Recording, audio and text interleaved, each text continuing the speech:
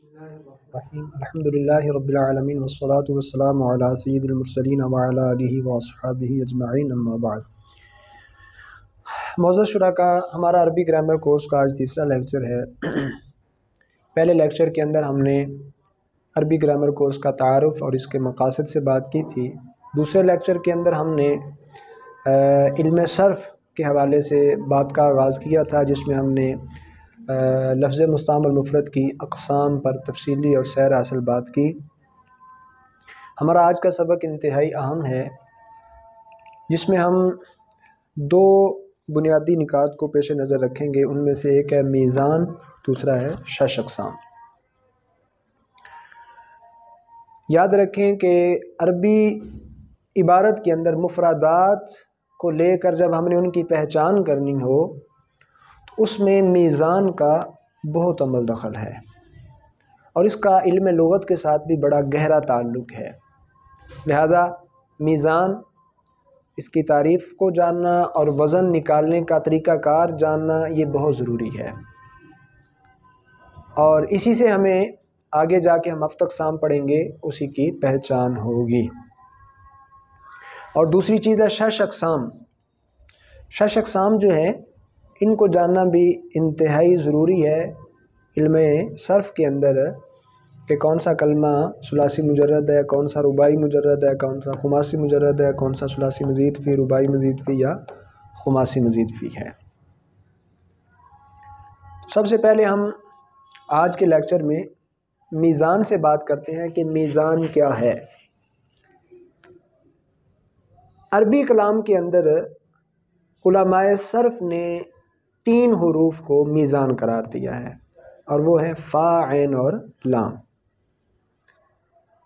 ان کے میزان ہونے کا مطلب یہ ہے کہ جو حرف فا، عین اور لام کلمہ کے مقابلے میں آئے گا اس حرف کو ہم حرف اصلی کہیں گے، اور جو فا، عین، لام کلمہ کے مقابلے میں نہیں ہوگا اس حرف کو حرف زائد کہیں گے۔ مثلا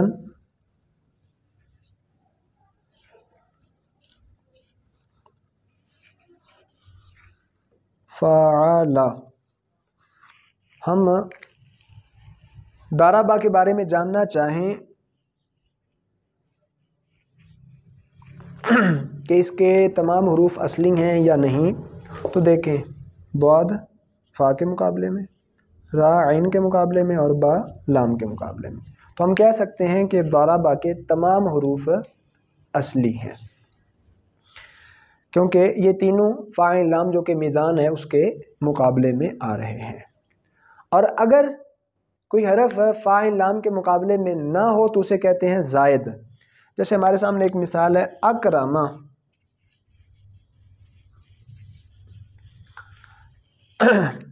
یہ بر وزن ہے افعل۔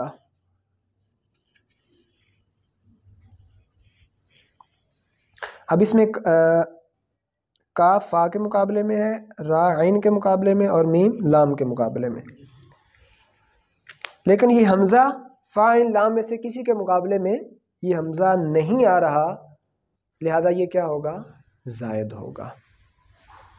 وزن نکالنے کا طریقہ، اگر ہم نے وزن نکالنا ہے تو کیسے نکالیں گے اور اس کا طریقہ کیا ہوگا؟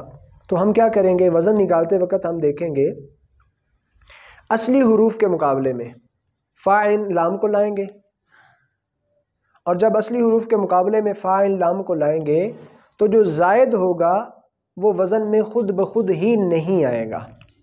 جیسے ابھی ہم کاف کو فا کے مقابلے میں لائے، را کو عین کے مقابلے میں، اور میم کو لام کے مقابلے میں، یہ حروف اصلی تھے تو یہ آ گئے۔ اس سے ہمیں پتہ چل گیا کہ یہ حمزہ جو ہے جب فا، عین، لام کے مقابلے میں نہیں آیا تو یہ کیا ہے؟ زائد ہے، اور وہ وزن میں خود ہی آ جاتا ہے۔ اس حوالے سے دوسری چیز یہ پیش نظر رکھنی چاہیے کہ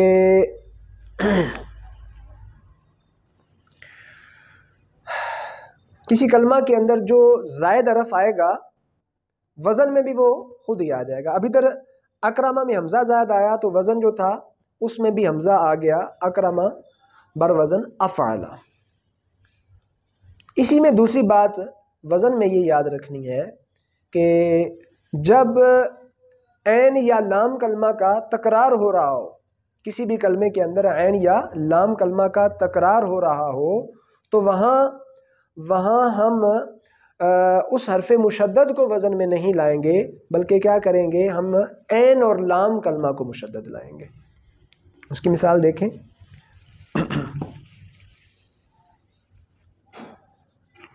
میں پھر سے اس بات کو دہرا رہا ہوں کہ وزن نکالتے وقت اگر کسی کلمہ کا تکرار، اور جس کلمہ کا تکرار ہے وہ ہے عین یا لام کلمہ، تو عین یا لام کلمہ کا تکرار ہے تو وزن میں ہم کیا کریں گے، عین اور لام کلمہ کو ہی مشدد لائیں گے، جیسے صرفہ ہے۔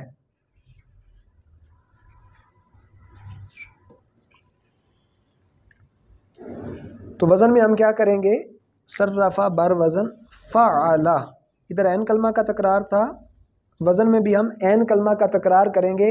ہم ایسا نہیں کر سکتے کہ صرفہ کے وزن کے لیے ہم یہ کہہ دیں فعلا، ایسا نہیں ہوگا، یہ نہیں ہوگا، یہ ہوگا۔ اور اسی طرح احمرا،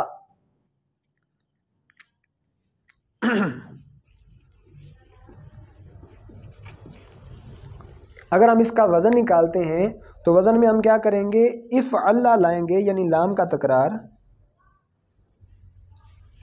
ہم افعل را، را کا تکرار یعنی لام کے بعد را کو نہیں لے کے آئیں گے، یہ بات پیش نظر رہے وزن نکالتے وقت۔ تو میزان یعنی فاعل لام کلمہ یہ میزان ہے، اور ان کے میزان ہونے کا مطلب یہ ہے کہ جو حرف فاعل لام کلمہ کے مقابلے میں آئے وہ اصلی ہے، اور جو ان کے مقابلے میں نہ آئے وہ کیا ہوگا، زائد ہوگا، جیسے ضربا اور اکرما کی مثال آپ کے سامنے رکھی۔ اب اسی میزان کو پیش نظر رکھتے ہوئے آگے جو ہے کلمہ کی ایک اور تقسیم ہے، مجرد اور مزید فی۔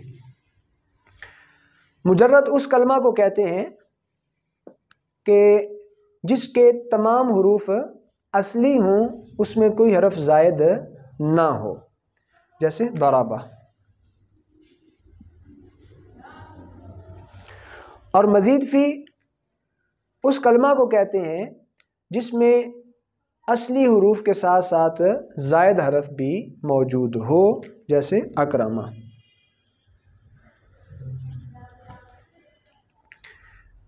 اب مجرد اور مزید فی ان کی آگے تین اقسام ہیں، ثلاثی، رباعی، خماسی۔ مزید فی کی بھی یہی تین، ثلاثی، رباعی اور خماسی۔ تو ثلاثی جب مجرد کے ساتھ آئے تو کہہ دیں گے ثلاثی مجرد، رباعی مجرد، خماسی مجرد، اور مزید فی کے ساتھ آیا ثلاثی مزید فی، رباعی مزید فی اور خماسی مزید فی۔ اچھا، ثلاثی مجرد کسے کہتے ہیں؟ اس کلمہ کو کہتے ہیں جس میں تمام حروف اصلی ہوں، کوئی حرف زائد نہ ہو، جیسے ضربا بر وزن فعلا۔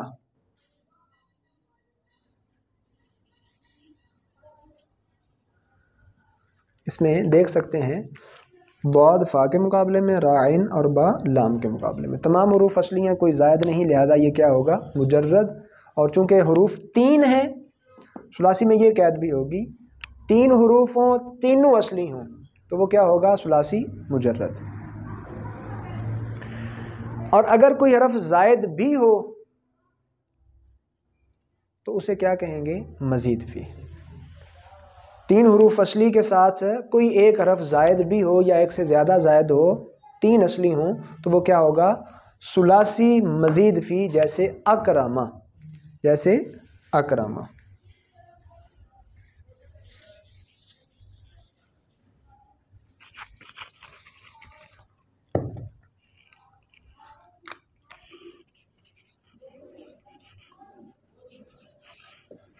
تو اس میں تین حروف اصلی ہیں، ساتھ حمزہ زائد ہے، تو یہ کیا ہوگا، مزید فی۔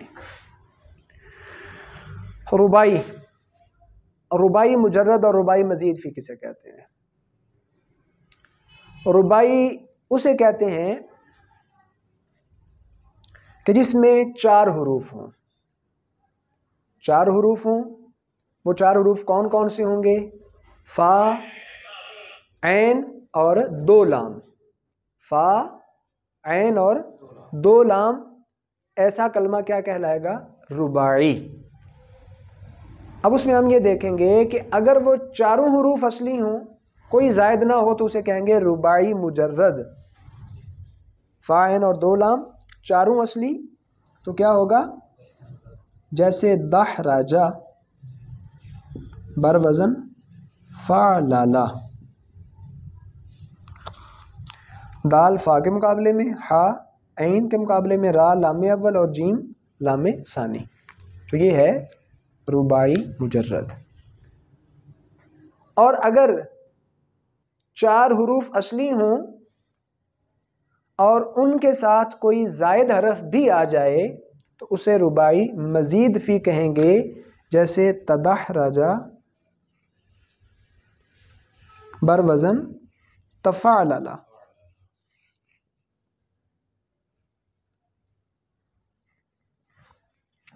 اب یہ تا جو ہے اس میں دونوں، چونکہ ادھر کلمے میں زائد ہے تو میزان میں بھی ہم نے زائد کر دی، باقی چاروں حروف اصلی حروف کے مقابلے میں آ رہے ہیں۔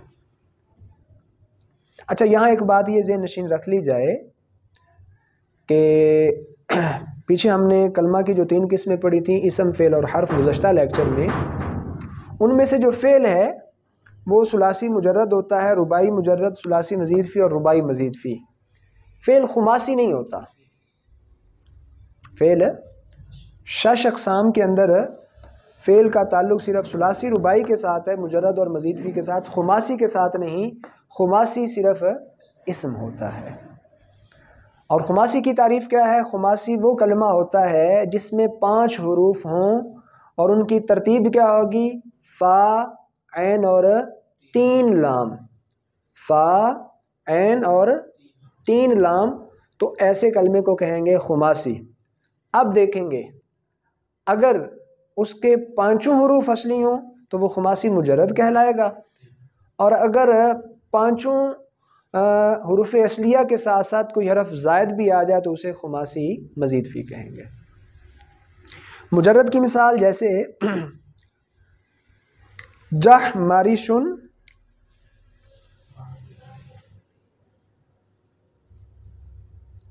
جہ ماری بر وزن فعلالی لل، فعلالی لل۔ جیم فا کے مقابلے میں، ہا عین کے مقابلے میں، میم لام اول، را لام ثانی اور شین لام ثالث کے مقابلے میں۔ اور اگر 5 حروف اصلی کے علاوہ کوئی زائد بھی ہو تو اسے ہم کیا کہیں گے؟ خماسی مزید فی۔ اس کی مثال لے لیں، خندریسن،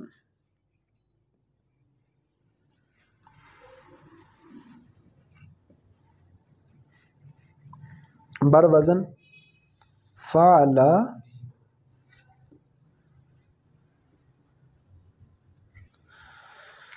اب اس میں خا اصلی، نون اصلی، دال اصلی، را اصلی، سین اصلی، باقی یا جو ہے وہ زائد ہے، جس طرح ہم نے میزان کے اندر اس یا کو زائد کیا۔ تو یہ آپ احباب کے سامنے کلمہ کی جو 2 قسمیں مجرد اور مزید فی ہیں ان کی 3 اقسام کا بیان واضح طور پہ سامنے آیا۔ اس سبق میں، اس لیکچر میں ہم نے 2 چیزوں سے بات کی، میزان سے بات کی اور کلمے کی اقسام ثلاثی مجرد، ثلاثی مزید فی، رباعی مجرد، رباعی مزید فی، خماسی مجرد اور خماسی مزید فی۔ اس کا علم صرف میں انتہائی اہم استعمال ہے، اور علم صرف سے آگے جب ہم عربی کلام کے اندر استعمال کرتے ہیں اور علم لغت کے حوالے سے اس کا استعمال کرتے ہیں تو وہ بہت اہم ہوتا ہے۔ علم لغت سے کسی لفظ کو تلاش کرنا ہے تو اگر ہمیں ان 6 اقسام کا علم ہے تو علم لغت سے ہم کسی بھی کلمہ کو بڑے آرام سے، آسان طریقے سے تلاش کر سکتے ہیں۔ میزان کا علم بھی ہونا ضروری ہے۔ اور اگر ہمیں کسی عربی مفرد لفظ کی بنا اصلی کلمات اور اس کے ثلاثی مجرد مزید فی، رباعی مجرد مزید فی یا خماسی مجرد مزید فی ہونے کا علم ہی نہیں ہے تو پھر ہمیں علم لغت سے اس لفظ کو تلاش کرنا بھی آسان نہیں ہوگا، ممکن نہیں ہوگا۔ لہذا ان اقسام کو اچھے طریقے سے یاد کر لیا جائے، ذہن نشین کر لیا جائے تو کسی قسم کی دقت اور پریشانی نہیں ہوگی۔ اس کے ساتھ ساتھ ہمارے اس لیکچر کے اندر وزن کی جو اقسام ہیں ان سے بھی ہم بات کر لیتے ہیں کہ ان اقسام کو جاننا بھی بہت ضروری ہوتا ہے۔ علماء نے وزن کی 3 اقسام بیان کی ہیں: وزن صرفی، وزن سوری اور وزن عروضی۔ تو ہم وزن صرفی سے بات کر لیتے ہیں۔ وزن صرفی کیا ہوتا ہے اور اس کا استعمال کیا ہے؟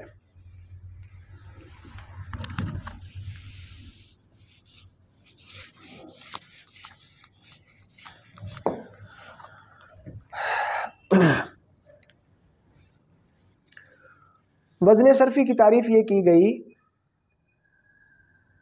کہ جب بھی ہم نے ایک کلمہ کا وزن دیکھنا ہے تو اس میں ہم کیا کیا دیکھیں گے؟ وزن صرفی میں یہ ہوتا ہے کہ ساکن کے مقابلے میں ساکن ہوگا، متحرک کے مقابلے میں متحرک ہوگا، اور اس میں حرکات و سکنات اصلی و زائد اس خصوصیت کا بھی لحاظ کیا گیا ہوگا۔ ساکن کے مقابلے میں ساکن، متحرک حرف کے مقابلے میں متحرک ہوگا، اور اس میں حرکات و سکنات اور اصلی و زائد کی جو خصوصیات ہیں ان کا بھی لحاظ کیا گیا ہوگا۔ جیسے ہمارے سامنے ایک لفظ ہے دواربو، ہم وزن صرفی سے بات کر رہے ہیں اور اس میں ہے دواربو، ہمارے سامنے ایک کلمہ ہے۔ اس دواربو کے بارے میں ہم جاننا چاہیں کہ یہ وزن کی کون سی قسم سے متعلق ہے تو ہم برملا کہہ سکتے ہیں کہ یہ وزن صرفی رکھتا ہے، کہ یہ فواعل کے وزن پر ہے۔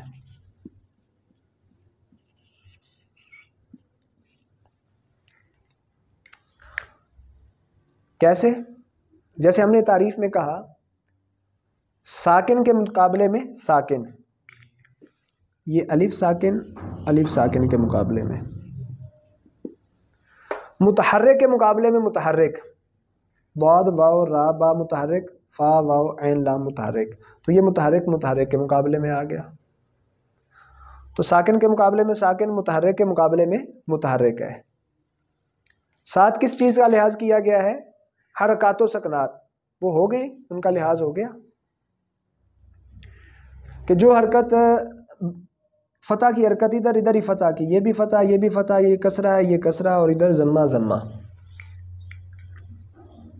ساکن کے مقابلے میں ساکن ہے، متحرک کے مقابلے میں متحرک ہے، اور حرکات و سکنات کی خصوصیت بھی پائی جا رہی ہے۔ خصوصیت پائے جانے کا یہی مطلب ہے کہ پہلا حرف مفتوح ہے تو ادھر بھی پہلا مفتوح، دوسرا مفتوح ہے تو دوسرا مفتوح، تیسرا ساکن ہے تو تیسرا ساکن، چوتھا مکسور تو چوتھا مکسور، پانچواں مضموم ہے تو پانچواں مضموم۔ یہ خصوصیت کا لحاظ ہو گیا۔ اصلی و زائد کا لحاظ بھی ہو۔ اب دیکھیں، ضاد اصلی، فا بھی اصلی، واو زائد،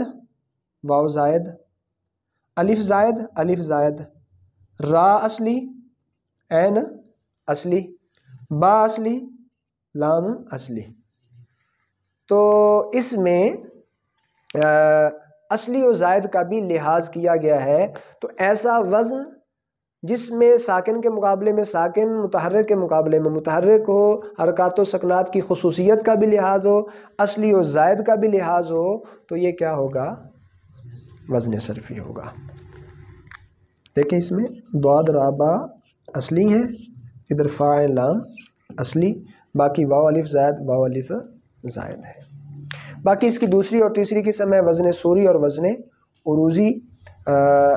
لغت سے معنی تلاش کرنے میں ان اقسام کو بھی دیکھنا پڑتا ہے کہ وزن سوری ہے یا وزن عروضی ہے۔ وزن صرفی کا تو ہمیں پتہ چل گیا، اب آتے ہیں وزن سوری کی طرف، وہ کیا ہوتا ہے؟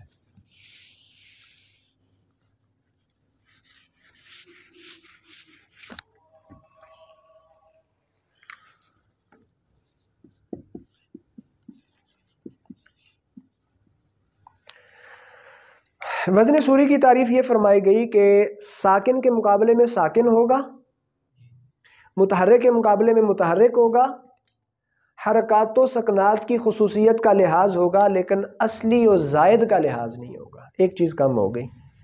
اس کی مثال سے آسانی سے سمجھ آ جائے گی، مثال وہی دوارب بر وزن مفاعل۔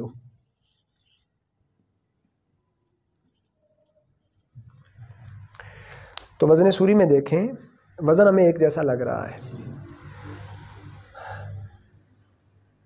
متحرک متحرک متحرک متحرک، ساکن ساکن، متحرک متحرک متحرک متحرک۔ تو متحرک کے مقابلے میں متحرک ہے، ساکن کے مقابلے میں ساکن، ایک چیز آ گئی۔ دوسری چیز، حرکات و سکنات کی خصوصیت بھی پائی جا رہی ہے کہ ادھر دونوں زبریں، ادھر بھی زبریں، ادھر زیر، ادھر بھی زیر، ادھر پیش اور ادھر بھی پیش، لیکن اصلی و زائد کا لحاظ نہیں۔ وہ کس طرح کہ ادھر ضاد اصلی ہے جبکہ ادھر میم زائد ہے، تو اصلی اور زائد کا لحاظ نہیں کیا گیا۔ ادھر اوپر والے میں واو زائد ہے، ادھر فا اصلی ہے، لہذا اس کا لحاظ نہیں۔ تو اس ایسے وزن کو کہ جہاں ساکن کے مقابلے میں ساکن، متحرک کے مقابلے میں متحرک ہو، حرکات و سکنات کی خصوصیت کا لحاظ تو ہو لیکن اصلی اور زائد کا لحاظ نہ ہو، ایسے وزن کو وزن سوری کہتے ہیں۔ اور تیسری قسم ہے وزن عروضی، یہ اشعار میں استعمال ہوتا ہے اور عمومی طور پر شعراء کو اس سے لین دین ہوتا ہے، لہذا چونکہ کلام عرب میں اشعار جو ہیں ان کو بھی پڑھایا جاتا ہے، اس لیے اس کے بارے میں بھی جان لینا چاہیے۔ تو وزن عروضی کیا ہے؟ ساکن کے مقابلے میں ساکن، متحرک کے مقابلے میں متحرک، لیکن اس میں حرکات و سکنات کی خصوصیت کا بھی لحاظ نہیں ہوتا، اصلی و زائد کا بھی لحاظ نہیں ہوتا۔ جیسے شریف بر وزن فعول،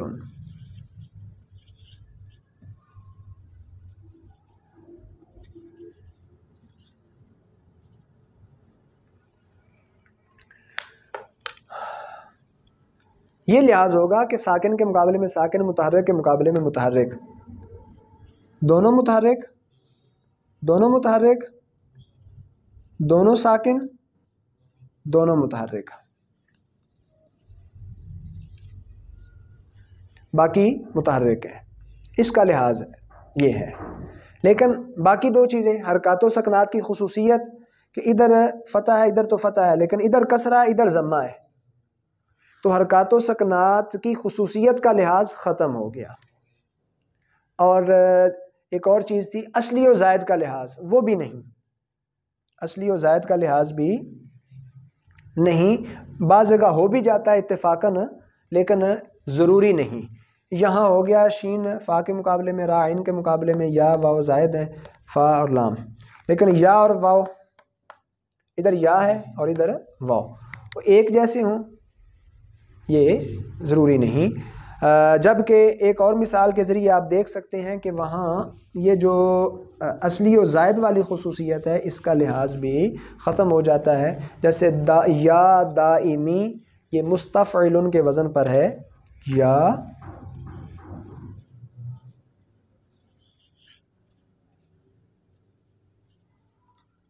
بر وزن مستفعل۔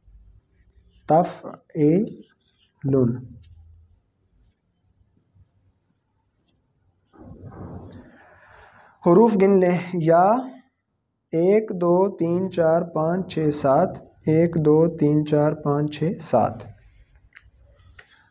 یہ بھی دیکھ لیں ساکن اور متحرک ہیں، یا متحرک، میم متحرک، الف ساکن، سین ساکن، دال متحرک، تا متحرک، چوتھا حرف الف ساکن، فا ساکن، پانچواں حمزہ متحرک، عین متحرک، چھٹا میم متحرک، لام متحرک، ساتواں یا ساکن، نون ساکن۔ تو متحرک اور ساکن کا اعتبار، ساکن کے مقابلے میں ساکن، متحرک کے مقابلے میں متحرک، لیکن حرکات و سکنات کی خصوصیت کا لحاظ نہیں کہ ادھر فتح ہے ادھر ضمہ ہے، تو خصوصیت ختم ہو گئی۔ اور پھر دوسری چیز اصلی و زائد کا لحاظ بھی نہیں، اصلی و زائد کا لحاظ بھی نہیں کہ ادھر حروف اصلیہ میں فا عین اور لام یہاں ہے، جبکہ ادھر دال یہ اصلی، باقی آگے ساری گڑبڑ ہو چکی ہے۔ لہٰذا ہمارے سامنے وزن کی جو 3 اقسام ہیں، یہ الف جو ہے یہ اصلی نہیں ہے، یہ کیا ہے زائد، جبکہ ادھر کیا ہے عین اصلی ہے۔ تو اصلی و زائد کا لحاظ بھی نہیں کیا گیا۔ اب 3 قسمیں بن گئی، صرفی، سوری، عروضی۔ صرفی میں ساکن کے مقابلے میں ساکن، متحرک کے مقابلے میں متحرک، حرکات و سکنات کی خصوصیت کا بھی لحاظ، اصلی و زائد کا بھی۔ سوری کے اندر اصلی و زائد کا لحاظ ختم، اور عروضی کے اندر حرکات و سکنات اور اصلی و زائد دونوں کا لحاظ ختم ہو جاتا ہے۔ نہیں جی، ہمارا آج کا لیکچر جو تھا وہ بڑا تفصیلی لیکچر ہوا، جس میں ہم نے میزان، وزن کی اقسام سے بات کی، اور کلمہ ثلاثی مجرد مزید فی، رباعی مجرد مزید فی، خماسی مجرد مزید فی، اس سے بات کی۔ اس کے ذریعے ہمیں انشاءاللہ العزیز علم لغت سے کسی لفظ کا معنی تلاش کرنے کے اندر بھی دقت نہیں ہوگی، پریشانی نہیں ہوگی، اور اسی طرح قرآن و سنت اور دیگر علوم عربیہ سے مفردات کی پہچان کے دوران بھی کسی قسم کی دقت نہیں ہوگی کہ یہ کلمہ ثلاثی ہے یا رباعی ہے، خماسی ہے یا مجرد ہے یا مزید فی ہے۔ اللہ رب العزت کی بارگاہ میں دعا ہے کہ اللہ تعالی ہمارے اس لیکچر کو عربی گرامر سیکھنے، قرآن و سنت کو سیکھنے کے حوالے سے ممد و معاون بنائے، آمین بجاہ النبی الکریم۔